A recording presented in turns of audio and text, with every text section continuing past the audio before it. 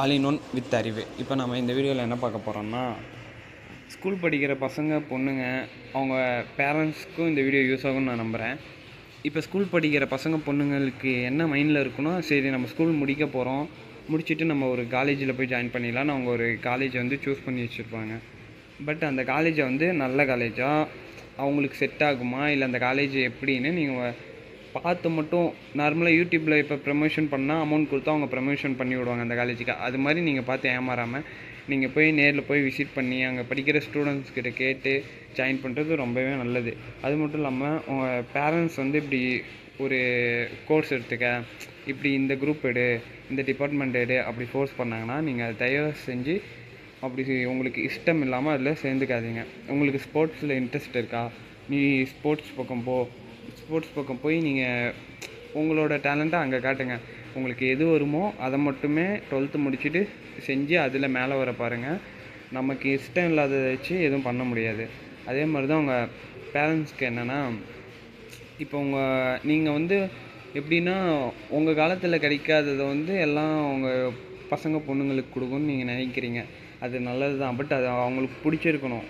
அதுக்கு வந்து நீங்கள் வந்து அவங்கக்கிட்ட இஷ்டமானு கேட்டு எதாக இருந்தாலும் செய்யுங்க.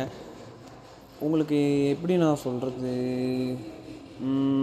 இப்போ என்னென்னா, இப்போ பேரண்ட்ஸ் உங்களுக்கு வந்து இந்த கோர்ஸ் வந்து என் பையன் படிக்கணும், இந்த டிபார்ட்மெண்ட் வந்து என் பொண்ணு படிக்கணும், இப்படி வந்து வெளியே சொல்கிறாங்க, இது படித்தா நல்லா ஸ்கோப் இருக்குது அப்படின்னு நீங்கள் வெளியே சொல்கிறதெல்லாம் எதுவும் கேட்காம உங்கள் பசங்க பொண்ணுங்கக்கிட்ட வந்து உனக்கு என்ன கண்ணு பிடிச்சிருக்கு, உனக்கு என்ன படிக்க தோணுது, அது மாதிரி நீங்கள் கேட்டு நீங்கள் அவங்கக்கிட்ட அவங்களுக்கு இன்ட்ரெஸ்டான ரூட்டில் வந்து நீங்கள் அவங்கள விட்டிங்கன்னா அவங்க கண்டிப்பாக நல்லா வந்துடுவாங்க.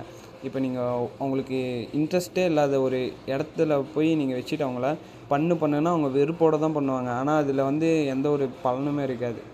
நீங்கள் அவங்க இன்ட்ரெஸ்டான இடத்துல நீங்கள் அவங்கள வச்சு நீங்கள் அவங்கள ஓகே நீ பண்ணுவேன், நீ நல்லா பண்ணு அப்படின்னு நீங்கள் அவங்கள மோட்டிவேட் பண்ணாலே போதும்.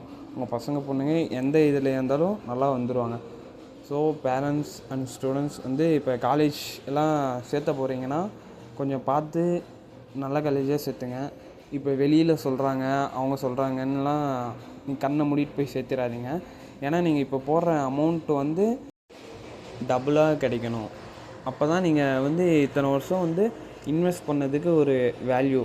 நீங்கள் அதை விட்டுட்டு போட்ட அமௌண்ட்டை விட இப்போ காலேஜ் ஃபீஸ் வந்து ஒரு டோட்டலாக 4 இயர்ஸ்க்கு வந்து ஒரு 5 lakhs ஆகுதுன்னா உங்கள் பையன் அங்கே ப்ளேஸ் ஆகிறதே 2.5 lakhs 3 lakhs தான் ஆகும். அதுலேயும் அவங்க வந்து பிடிச்சிப்பானுங்க அமௌண்ட்டு மாதம் இவ்வளோன்னு. இது மாதிரிலாம் நிறையா இருக்குது. காலேஜில் ப்ளேஸ் பண்ணி நிறையா ஏமாற்றுவாங்க. ஸோ உஷாராக இருங்க. வேறு எதுவும் பண்ண வேணாம். பார்த்து எதாக இருந்தாலும் பண்ணுங்கள். எடுத்தவங்க ஒருத்தன் பண்ணி அமௌண்ட்டை வேஸ்ட் பண்ணாதீங்க. இந்த வீடியோ உங்களுக்கு யூஸ்ஃபுல்லாக இருந்தால் என்னை சப்ஸ்கிரைப் பண்ணுங்கள். எனக்கு அது கொஞ்சம் மோட்டிவேட்டாக இருக்கும் அடுத்து நான் வீடியோஸ் போட.